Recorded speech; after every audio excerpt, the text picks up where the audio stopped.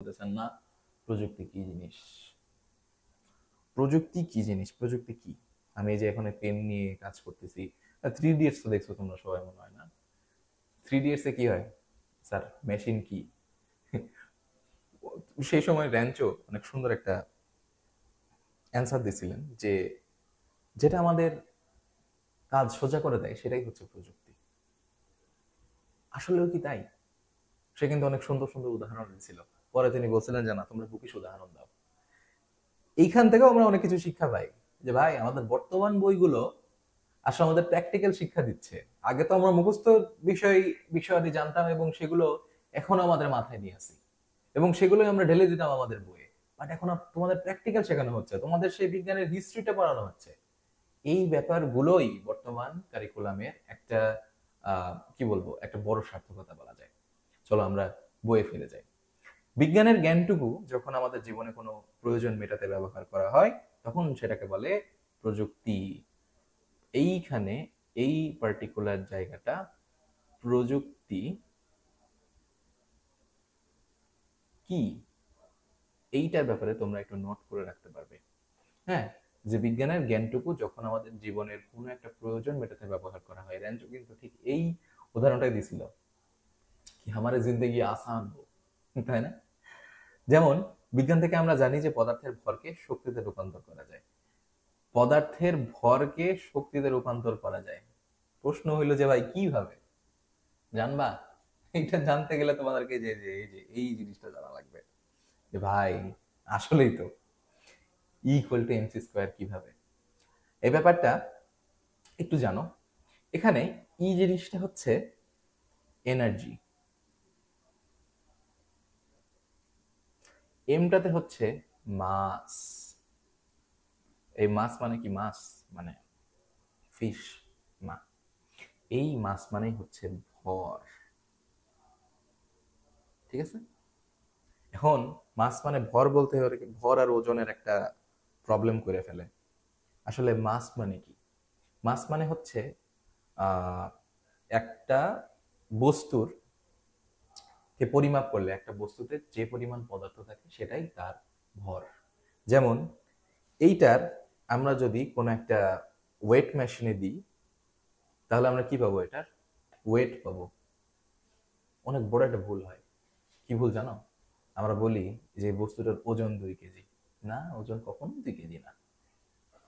ওজন কখনো 2 কেজি না। ওজন যদি আমরা মাপি তাহলে এই মাসের সাথে আমাদেরকে আরো কিছু সংখ্যা গুণ দিতে হয়। ওইটার ব্যাপারে আমি পরে যাব। আপাতত মাসটার ব্যাপারে জানলাম, ভর। এবং সিটা কি? এই সিটা হচ্ছে আলোর গতি। কি বললাম? আলোর গতি। আলোর গতি আবার কত? আলোর গতি কত? আলোর গতি হচ্ছে, যদি আমি লিখি, এটা হচ্ছে 3 × 10⁸। মানে কি? মানে হচ্ছে এই 3-এর পরে টোটাল 8টা শূন্য। 1 2 3 4 5 6 7 8 metre per second. Metre per second কেন লিখলাম? এটার গতি এতই বেশি যে এটা 1 সেকেন্ডে এত মিটার পর্যন্ত অতিক্রম করতে পারে। এবং এই আলোর গতি এবং ভরের এবং এইটারও কিন্তু তা না, এইটারও আবার স্কয়ার। মানে বুঝছো কত বেশি? কোনো সংখ্যাকে স্কয়ার করলে সেই সংখ্যাটা বাড়ে না কমে? চিন্তা করো, কোনো সংখ্যাকে যদি আমি স্কয়ার করি তাহলে কি সেই সংখ্যাটা বাড়ে না কমে? বাড়ে। কিভাবে বাড়ে? 5 × 5 25, 10 × 10 100, 2 × 2 4, 12 × 12 144। কি বাড়তেছে না কমতেছে? অবশ্যই বাড়ে। এটাকেও যদি আমি স্কয়ার করি তাহলে ভাবো কত বেশি। এইটা এবং একটা বস্তুর ভর, এই দুইটাকে একসাথে গুণ দিলে আমরা পাই হচ্ছে এনার্জি। এটাই তোমাদের ওখানে বলছে।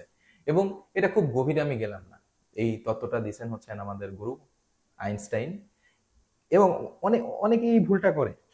অনেকে এই ভুলটা করে যে হচ্ছে যে আইনস্টাইনও কিন্তু নোবেল পুরস্কার পাইছেন, এবং আইনস্টাইন অনেকে মনে করে যে হচ্ছে যে এই এই সূত্রটা দেওয়ার কারণেই মনে হয় আইনস্টাইন নোবেল পুরস্কার পাইছেন। না, তিনি আরেকটা আবিষ্কারের কারণে, আমার ঠিক এখন বর্তমানে মনে করতেছে না কোন আবিষ্কারটা, বাট উনি এই আবিষ্কারের কারণে নোবেল পুরস্কার পান নাই। কিন্তু এই যে তত্ত্বটা বা এই যে পার্টিকুলার জিনিসটা, এই পার্টিকুলার জিনিসের কারণে কিন্তু গোটা দুনিয়া বলতে গেলে চেঞ্জ হয়ে গেছে।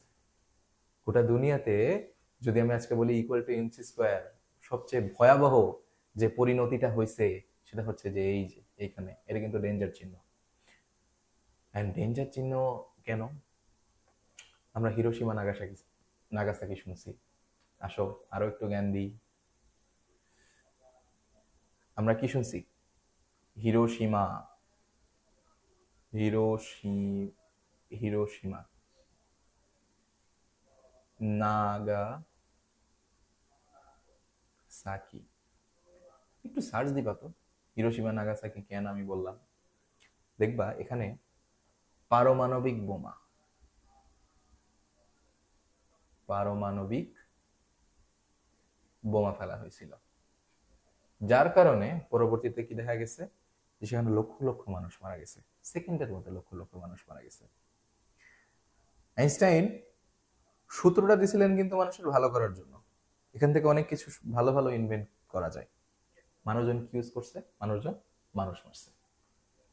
এটাই আইনস্টাইন পরবর্তীতে বেশ আক্ষেপ করে বলছিলেন যে ভাই, আমি একটা আবিষ্কার করলাম, আমার এতদিনের চিন্তার ফসল এই ইকুয়াল টু এমসি স্কোয়ার, এটা দিয়ে মানুষ কি করলো? এটা দিয়ে মানুষ মানুষকে মারতেছে। এই জন্যই আমি কি লিখছি দেখো তো, প্রযুক্তির ব্যবহার, প্রযুক্তির ব্যবহারও করা যায় এবং প্রযুক্তির অপব্যবহারও করা সম্ভব। আসো নিচে যাই। প্রযুক্তির সাহায্যে মানুষ ভালো কাজে যেরকম ব্যবহার করা যায়, ঠিক সেরকম মানুষকেও ধ্বংস করার কাজে ব্যবহার করা যায়। এই যে বললাম, এই যে দেখো, নিউক্লিয়াস শক্তি ভালো খারাপ দুই রকমই হতে পারে। কিছুক্ষণ আগে কিসের উদাহরণ দিলাম? রেলওয়ে ম্যানের। আমি কিছুক্ষণ আগে কিসের উদাহরণ দিলাম? যে দেখো, এই যে ইউরেনিয়াম, এই ইউরেনিয়াম মানুষ বোম বানানোর কাজে ইউজ করতেছে। এই ইউরেনিয়াম মানুষজন বিদ্যুৎ উৎপাদনের কাজে ব্যবহার করতেছে। তাই প্রযুক্তি তো প্রযুক্তি, বাট প্রযুক্তিটাকে আমরা ভালো কাজে ইউজ করব না খারাপ কাজে ইউজ করব, that is totally up to us.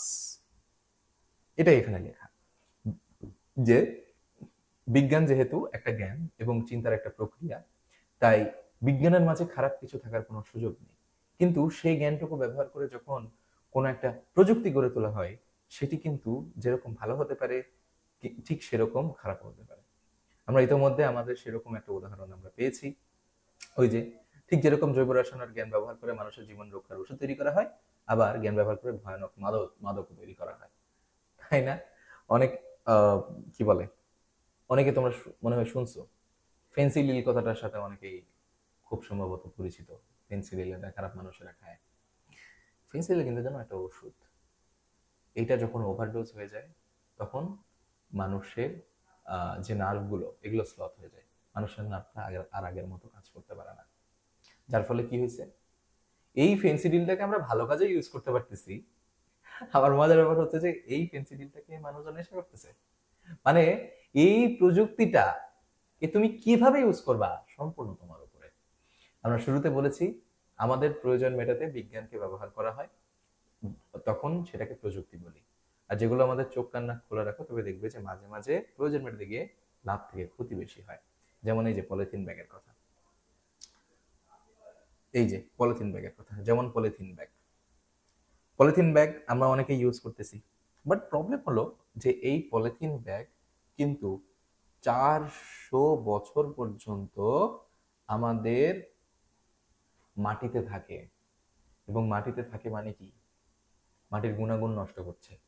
ভাইয়া মাটির গুণাগুণ নষ্ট করতেছে আপনার কি? হ্যাঁ, আমার অনেক কিছু। মাটিতে গাছ উৎপাদন হচ্ছে, মাটিতে একটা গাছ বের হচ্ছে। এখন ওখানে যদি পলিথিনে ছায়া থাকে, ঠিক আছে, তখন কি গাছ উৎপন্ন হবে? সরি, গাছ উৎপাদন হবে? তখন তো সেখান থেকে গাছ উৎপাদন হবে না। তার মানে কি? তার মানে হইতেছে যে এইটা পরিবেশের স্বাভাবিক কাজ কারবারে বাধা দিচ্ছে। এটাও আমরা জানলাম।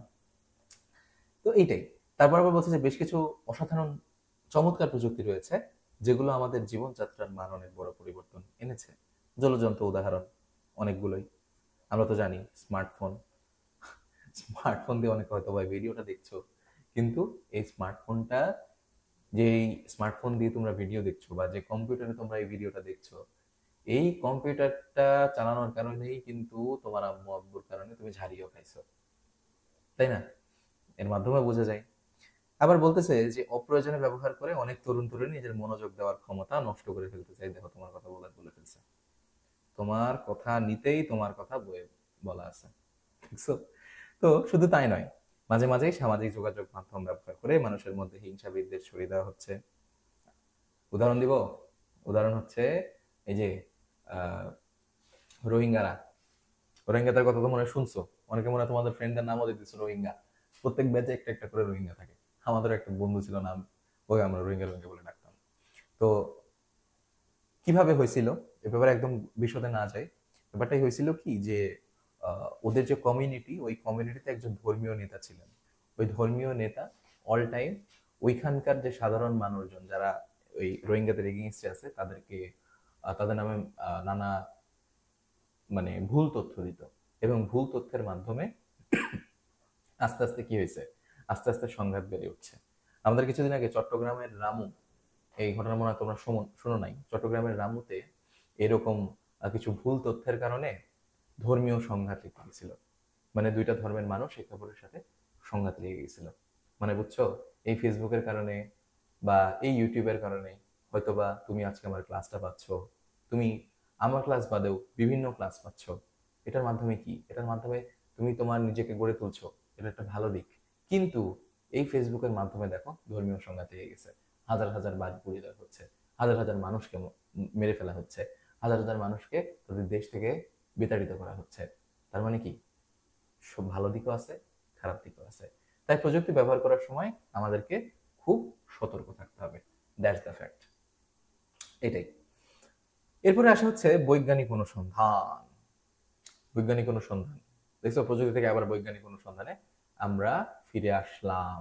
আসো বৈজ্ঞানিক অনুসন্ধানের ব্যাপারে আমরা অ্যারিস্টটলের ব্যাপারে লিখছি, গ্যালিলিওর ব্যাপারে লিখছি, এবং একটা জিনিস লিখছি সেটা হচ্ছে যে অ্যাগোরা। এটার সাথে তোমরা পরিচিত না। বই থেকে আমরা কি খালি বইয়ের ব্যাপারে জানবো? বইয়ের বাইরে কি জানা পাপ? না, পাপ না। এই জন্য আসো অ্যাগোরার ব্যাপারে আমরা একটু জানি। আগে আমরা একটু অ্যারিস্টটল গ্যালিলিওর ব্যাপারে বই থেকে কিছু জিনিসপাতি পড়ে আসি। আসো, অ্যারিস্টটল তার সময়ের অত্যন্ত জ্ঞানী ব্যক্তি ছিলেন, এবং সেই সময়কার জ্ঞানী ব্যক্তিরা শিল্প সাহিত্য সঙ্গীত বিজ্ঞান সবকিছু চর্চা করতেন। তাই অ্যারিস্টটলের বিজ্ঞান নিয়ে অনেক তত্ত্ব ছিল।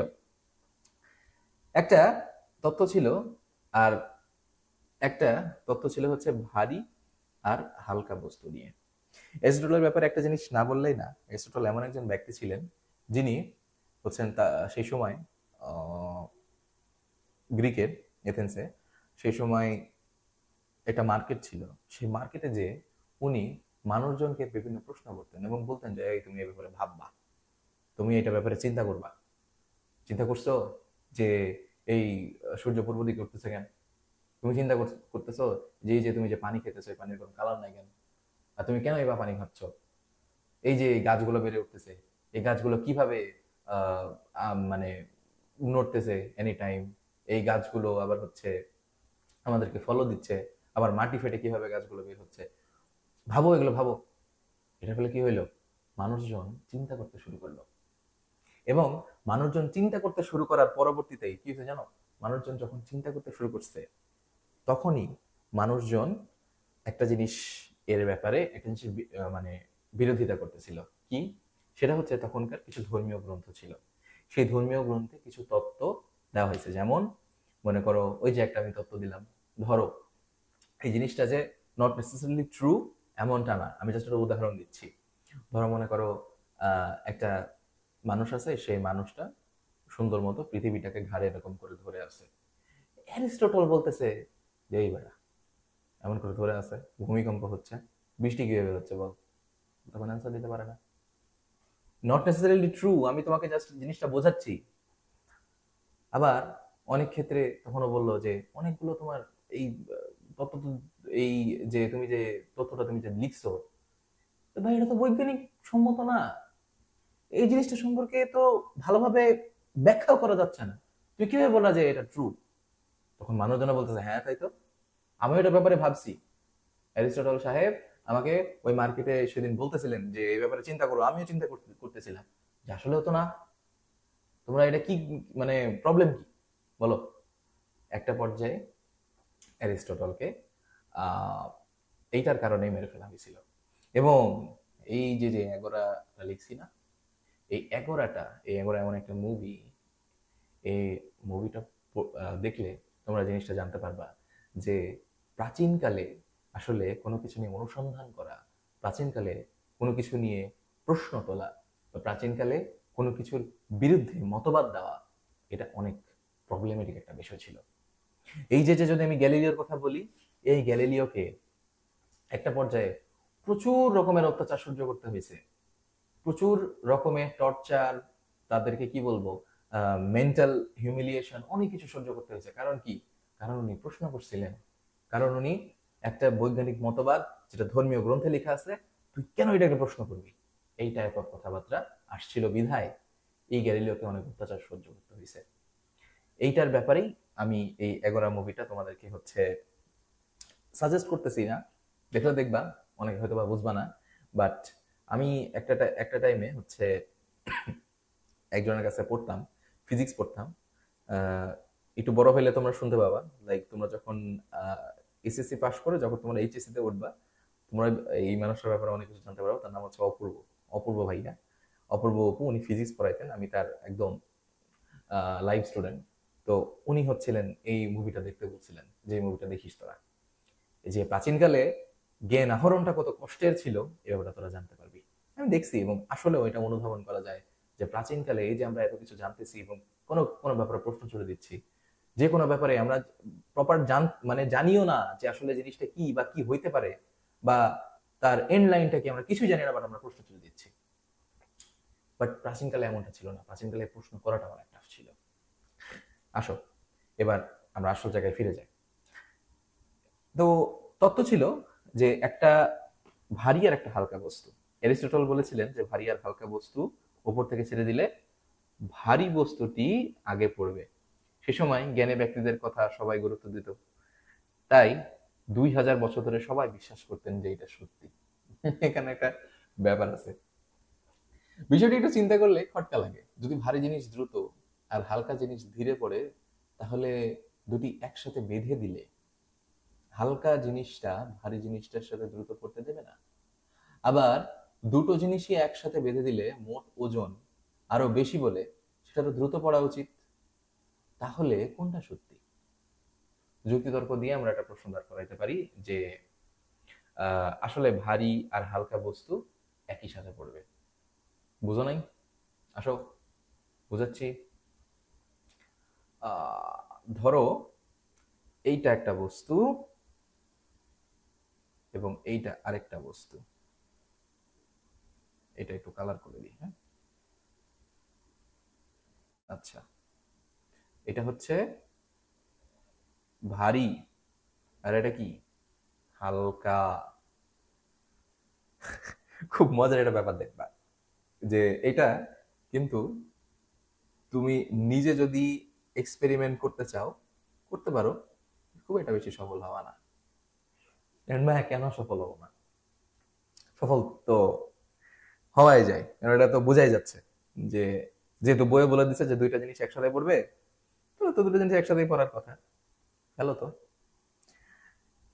কয়েকটা পেজ নিয়ে কুচরি মুচরি করে, লাইক 5-6টা পেজ নিয়ে সুন্দর মতো বাসার ছাদ থেকে, কিংবা হচ্ছে ধরো মনে করো আহ তোমরা যে জয়তলায় থাকো আর কি, মোটামুটি 2-3 তলার ছাদ থেকেও যদি ফেলে দাও এবং একটা হালকা বস্তু, মানে একটা পেজ একটু কুচরি মুচরি করে ফেলে দাও, দেখবা যে ভারী জিনিসটা আগে পড়তেছে। ব্যাপারটা তো আসলেও সত্য, করে দেখো। ব্যাপারটা তো আসলেও সত্য। তাহলে দ্য প্রবলেম কি? আসলেও এখানে তো ওটাই বলতেছে। এই ব্যাপারটা নিয়ে অনেকের প্রশ্ন থাকে যে আসলে ভাই এই জায়গাটায় বুঝেছে কি। আবার পড়ো, বিষয়টা একটু চিন্তা করলে একটু কিন্তু খটকা লাগে। কেন খটকা লাগবে?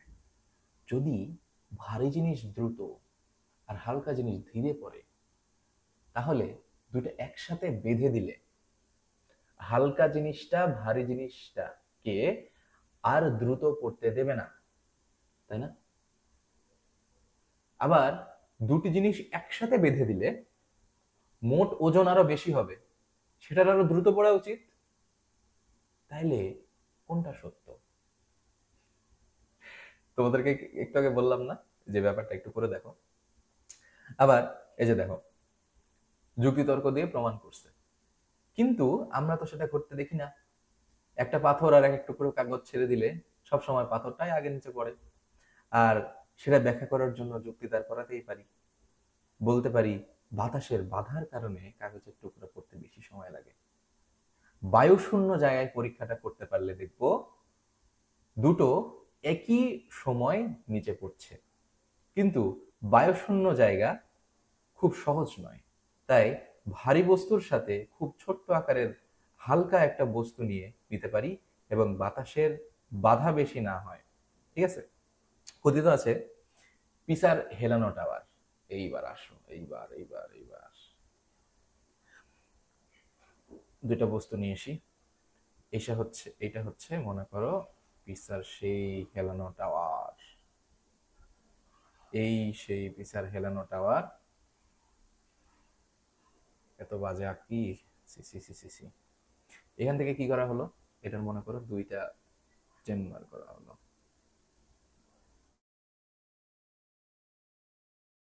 এইখানে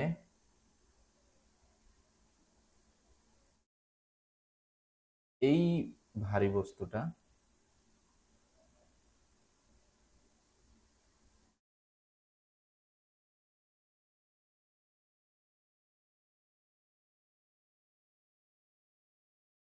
এই ভারী বস্তুটা আর হালকা বস্তুটা দিয়ে দিই।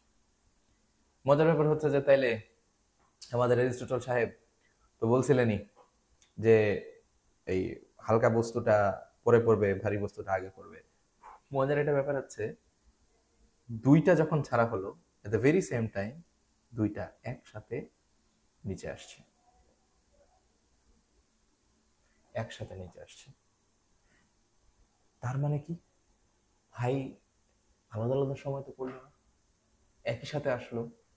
কারণ কি? ব্যাপারটাকে আরো সুন্দরভাবে লক্ষ্য করতে পরবর্তীতে আধুনিক বিজ্ঞান কি করলেন?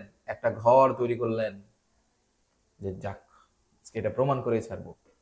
ঘরে যত বাতাস আছে সবগুলাকে বায়ুমুক্ত করলেন। সবগুলা কিন্তু বাতাস আছে। তুমি তো এই জিনিসটা, তুমি তো বাথরুমে যে অনেকে এটা অনুধাবন করছো। বাথরুমে কি করি আমরা?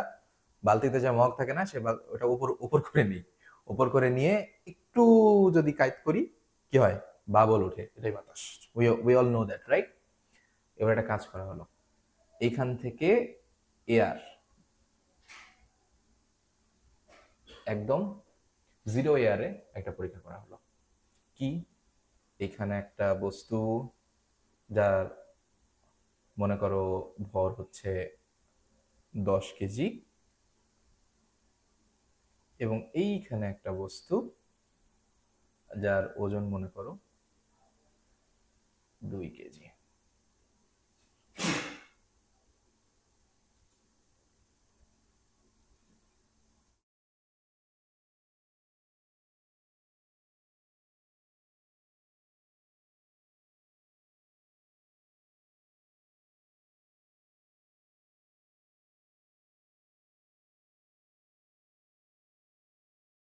আচ্ছা, আমি আসলে একটা জিনিস দেখাইতে চাচ্ছিলাম, যে হচ্ছে যে এটা ভিজুয়াল আকারে দেখানো যায় কিনা। ঠিক আছে? যাই হোক, তো এই 10 কেজি আর 2 কেজি পরবর্তীতে কি হলো, যখন এয়ার একদম জিরো করে দেওয়া হলো, দেখা গেল এইটা ধরো এখান থেকে ছাড়া হয়েছে 5টা 10 0 0 সেকেন্ড। ঠিক আছে? এবং এইটা আসতে সময় লাগছে 5 10 10 সেকেন্ডস, রাইট? আবার এইটাও স্টপ ওয়াচে তখন দেখা গেল যে ভাই এটা তো তাহলে আর একটু পরে আসার কথা না, এইটাও আসছে 5, 10, 10 সেকেন্ডস। এর মাধ্যমে আমরা কি জানলাম? কি বলো দেখি, তোমরা তো আমরা কি জানলাম, মানে এখান থেকে আমরা কি একটা সিদ্ধান্ত নিতে পারি, এটা মাথার মধ্যে একটু ভাবো তো। আমি তো বলবো একটু একটু পজ করো, একটু মাথা খাটাও এখানে, যে এর মাধ্যমে আমরা কি সিদ্ধান্ত নিতে পারি। এর মাধ্যমে আমরা এই সিদ্ধান্ত নিতে পারি যে অ্যারিস্টটল যখন এই টোটাল এক্সপেরিমেন্টটা করছিলেন তখন আসলে এখানে তিনি এই জিনিসটা কাউন্টই করেন নাই যে ভাই বাতাস আছে, তো বাতাস তো বাধা দিচ্ছে, এটা তিনি মাথায় চিন্তাই করেন নাই। পরবর্তীতে গ্যালিলিও সাহেব এটা চিন্তা করছেন, ভাই বাতাসের বাধা তো আছে। এবং আমরা কিন্তু এইটাও চিন্তা করতে পারি, আমরা যখন ব্যাডমিন্টন খেলি, আমার বাসা তো রাজশাহীতে, তো রাজশাহীতে যখন বেশ মোটামুটি দমকা হাওয়া আসে, তখন মনে করো এইরকম একটা মাঠ, ঠিক আছে, এখানে কোর্ট কাটা থাকে, তো এইখানে এইখানে থাকি মনে করো আমি, আর এখানে থাকে মনে করো আরেকজন, এখানে থাকে আরেকজন, এখানে থাকে আরেকজন। আমাকে যদি আমি সুন্দর মতো মনে করো বাতাস এই দিক দিয়ে যাচ্ছে, হ্যাঁ, আমি যদি সার্ফ একে এইখানে করি, ঠিক আছে, তাহলে বলটা গিয়ে পৌঁছায় এইখানে, বল না তো ফেদারটা গিয়ে পৌঁছায় এখানে, কি হয়, আউট হয়।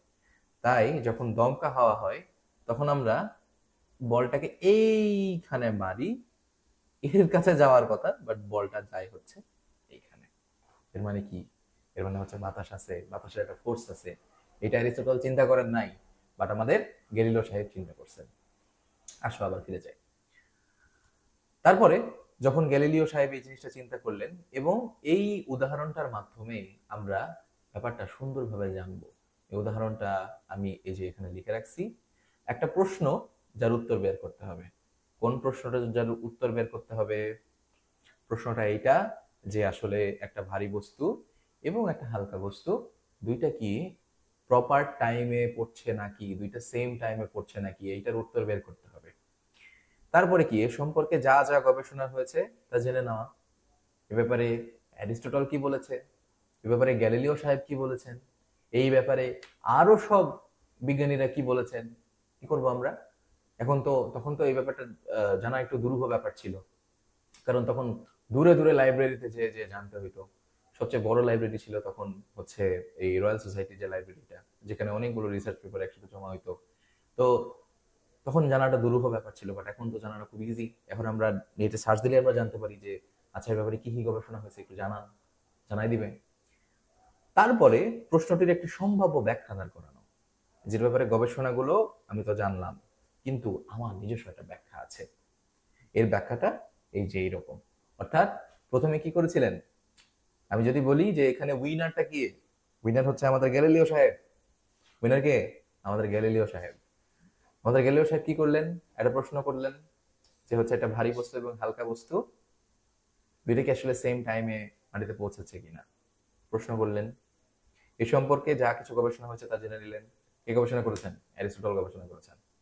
তার পরবর্তীতে তিনি নিজের একটা ব্যাখ্যা দাঁড় করালেন, এবং সম্ভাব্য ব্যাখ্যাটি সঠিক কিনা সেটা পরীক্ষা করে দেখালেন। সম্ভাব্য ব্যাখ্যাটি সঠিক কিনা, ওই যে এইটাই হচ্ছে সেই পিসার হেলানো টাওয়ার। পিসার হেলানো টাওয়ার। পিসার হেলানো টাওয়ার থেকে এইটা প্রপার মেকানিজমের মাধ্যমে ব্যাখ্যা করে দিলেন যে দেখো বাবা ব্যাপারটা হচ্ছে এইরকম। পাঁচে আর বলছে যে পরীক্ষার ফলাফল বিশ্লেষণ করে একটা সিদ্ধান্ত নিলেন।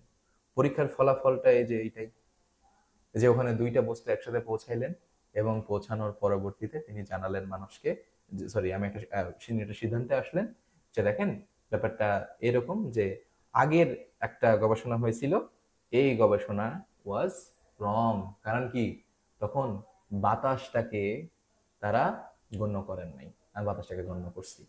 এবং তিনি সিদ্ধান্ত নিলেন যে বাতাসের বাধা না থাকলে প্রত্যেকটা বস্তু উপর থেকে যদি আমি ছেড়ে দিই এবং সমান দূরত্বে যদি আমি রাখি, তারা সমান দূরত্ব অতিক্রম করবে যদি বাতাসের বাধা না থাকে। এবং তারপরে কি, সবাইকে ধারণাটা জানিয়ে দেওয়া। এই সবাইকে ধারণাটা না জানিয়ে দেওয়ার ব্যাপারে ওই যে এগুলোতে বললাম, তখন ব্যাপারটা বেশ দুরূহ ছিল। বাট এখন একটা রিসার্চ পেপার সাবমিট করা অনেক ইজি।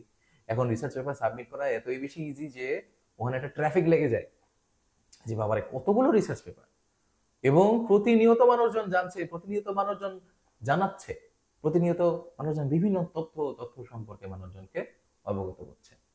এইটাই হচ্ছে একটা বৈজ্ঞানিক অনুসন্ধানের প্রপার মেকানিজম। আশা করি এইটা তোমাদের কাছে ক্লিয়ার। আসো পরবর্তীতে বৈজ্ঞানিক পরীক্ষণ এবং বিভিন্ন রাশির পরিমাপ। এখানে একটা ব্যাপার আছে। ব্যাপার হচ্ছে যে এই ব্যাপারটা অলরেডি জানাই দিছি। এবার হচ্ছে পরীক্ষণ। পরীক্ষণ কি? তোমরা জেনে গেছো যে বিজ্ঞান হচ্ছে এমন একটা জ্ঞান যার ক্ষেত্র হচ্ছে প্রকৃতি কিংবা প্রাকৃতিক ঘটনা, এবং বিজ্ঞানের সবচেয়ে বড় বৈশিষ্ট্য হচ্ছে বিজ্ঞানের একটা তত্ত্ব সত্য কিনা সেটা যেমন খুশি যাচাই করে দেখা। এটি যাচাই করার জন্য যে পদ্ধতিটি সবচেয়ে বেশি কার্যকর সেটি হচ্ছে বৈজ্ঞানিক পরীক্ষণ। এবং বৈজ্ঞানিক পরীক্ষণ কিভাবে হচ্ছে আমরা ব্যাপারটা জানলাম। যখনই একজন বিজ্ঞানী একটি বিজ্ঞানের তত্ত্ব দেন, তখন সাথে সাথে অন্য বিজ্ঞানী সেই তত্ত্বটি সত্য কিনা সেটার ব্যাপারে যাচাই করার জন্য পরীক্ষা নিরীক্ষা শুরু করে দেন। কারণ আমরা একটা মানুষকে তো ভুল জানাইতে পারি না। এবং এখানে আরেকটা ব্যাপার আছে, সেটা হচ্ছে ধরো তুমিও একজন বিজ্ঞানী, আমিও একজন বিজ্ঞানী, কিংবা দেখা যেতেছে আমাদের আলম ভাই একজন বিজ্ঞানী, আমিও একজন বিজ্ঞানী। কারণ আলম ভাই একটা তত্ত্ব দিলেন, সেই তত্ত্বটা যে আসলে সত্য এবং সবাই সত্য বলে মেনে নিচ্ছে, বাট দ্য প্রবলেম ইজ যে ভাই এখানে তো আমিও অনেক জ্ঞানী আছি, আমিও তো সেম রিসার্চ করছি, সেটা তো সেই তথ্য যে সঠিক এটা তো আমি মেনে নিতে পারি না। তখন আমি কি, আমি তাকে চ্যালেঞ্জ করলাম, মানে নিজের জ্ঞানটাকে আমাকেও তো দেখাতে হবে, মানুষকে তো শো করতে হবে। এটা কিন্তু ভুল কিছু না। এই যে সাইন্টিফিক্যাল ডিবেট গুলো হয়, এটার মাধ্যমে কিন্তু আমরা অনেক অনেক তথ্য অনেক প্রপার ভাবে জানতে পারি।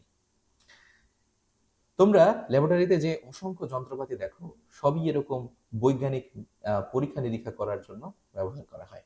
সেজন্য সবসময় বলা হয়ে থাকে তাত্ত্বিক ও ব্যবহারিক বিজ্ঞান কখনো একা একা অগ্রসর হতে পারে না। এই দুটো সবসময় একে অন্যের হাত ধরে মূল বিজ্ঞানকে সামনে এগিয়ে নিয়ে যায়। ভাইয়া বুঝি নাই, তাত্ত্বিক ও ব্যবহারিক। শোনো, আমি যে থিওরিটা দিলাম যে এই যে দুইটা পদার্থ, তারা দুজন নট নেসেসারিলি তাদেরকে সেম ওজন হইতে হবে। 10 কেজি আর একটা 2 কেজি পড়লো, প্রকাশ করে পড়লো। পড়ার পরে আমি সিদ্ধান্ত নিলাম যে দেখো এখানে যদি বাতাস শূন্য করে দেওয়া হয় তবেই তারা কিন্তু সেম ডিরেকশনে এবং একদম সেম, কি বলে ওটাকে, সেম দূরত্ব অতিক্রম করবে। এখন এইটা আমি যখন প্র্যাকটিক্যাল করে দেখলাম, এই প্র্যাকটিক্যালের ছাড়া কিন্তু আমি শুধুমাত্র তাত্ত্বিকভাবে এটাই যে ট্রু এটা প্রমাণ করতে পারি না। অর্থাৎ আমি একটা তত্ত্ব দিলাম, মানে কি, আমি তোমাকে একটা ইনফো দিলাম, তার সাথে সাথে আমি সেটাকে প্র্যাকটিক্যাল করেও দেখালাম। এবং সেই প্র্যাকটিক্যালটা আমি যখন বাইরের মানুষকে জানালাম, তখন এটার মাধ্যমে তারা ভাবলো যে এখান থেকে আমি কোনো একটা নতুন ইনভেনশন করতে পারি কিনা, মানুষের মঙ্গলজনক কাজে এটার ব্যবহার করতে পারি কিনা। যখন আমি মানুষের মঙ্গলজনক কাজে এটা ব্যবহার করতে পারবো, তখনই আমি শিওর যে আমি বিজ্ঞানের সঠিক ব্যবহারটা করছি। এটাকে আমরা বলছি তাত্ত্বিক, যেটা কিনা থিওরিটিক্যাল, আর আরেকটা হচ্ছে ব্যবহারিক, যেটা কিনা প্র্যাকটিক্যাল। দুইটা মিলে হচ্ছে সায়েন্স। কারেক্ট?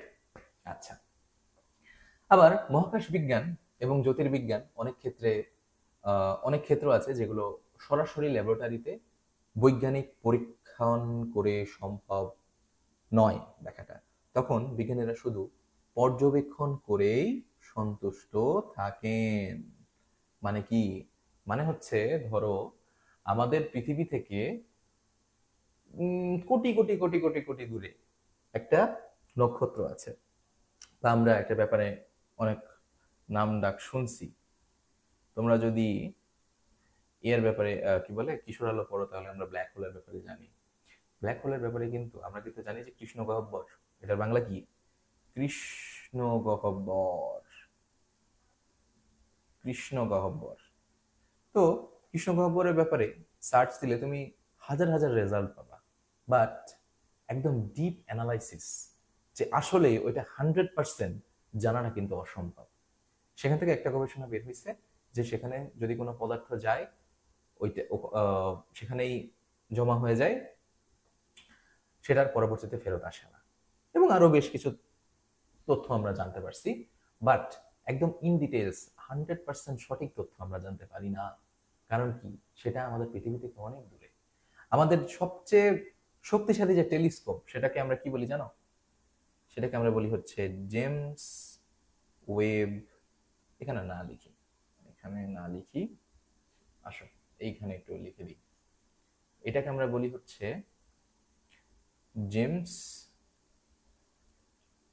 Webb telescope. এবং এই জেমস ওয়েব টেলিস্কোপের মাধ্যমেই আমরা সবচেয়ে কি বলে দুরূহ যে ছবিগুলো, যেগুলো তোলা আসলে অনেক প্রবলেমেটিক, সেগুলো পাই। তাও আমরা প্রপার পাই না। তখন আমাদের কি করতে হয়?